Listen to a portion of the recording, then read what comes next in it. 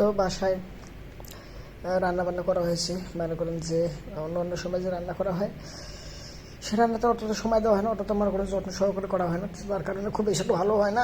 তবে আত্মীয় স্বজন যখন আমাদের আমাদের বাসায় আসে বা আপনাদের বাসায় আসে, তখন যেভাবে তাদের যাওয়ার সময় বিদায়ের সময় ভালোভাবে রান্নাটা করা হয় খুব স্পেশালভাবে খাওয়ানোর জন্য, সে রান্নাটা সত্যি করে অনেক ভালো হয়, কারণ অনেক সময় নেওয়া, অনেক যত্ন সহকারে সেই রান্নাটা রান্ধে। আর আমি একটা ভিডিও বানাতে চেয়েছিলাম এই বিষয়টাকে তুলে ধরার জন্য। তো বাসায় রান্না ছিল, সেই রান্নাটা আর কি দেখিয়ে ভিডিওটা করার কথা ছিল। তবে মানে ব্যস্ততার কারণে আমি বাইরে যাই। তো বাইরে গিয়ে হয় কি আমার বন্ধু বান্ধবদেরকে নিয়ে আসি, সেই বন্ধু বান্ধবদেরকে নিয়ে এসে খাওয়া দাওয়া করে সব কিছু খেয়ে ফেলি।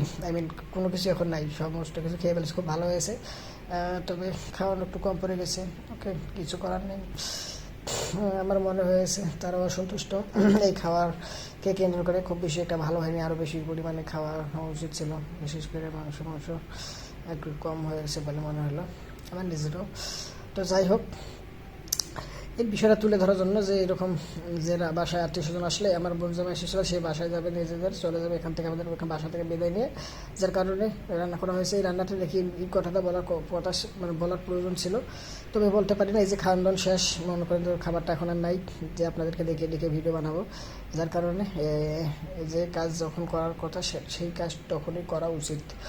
এটা আমি আগে থেকে মানতামও, কিন্তু কোনো কারণে ব্যস্ততার কারণে পারিনি।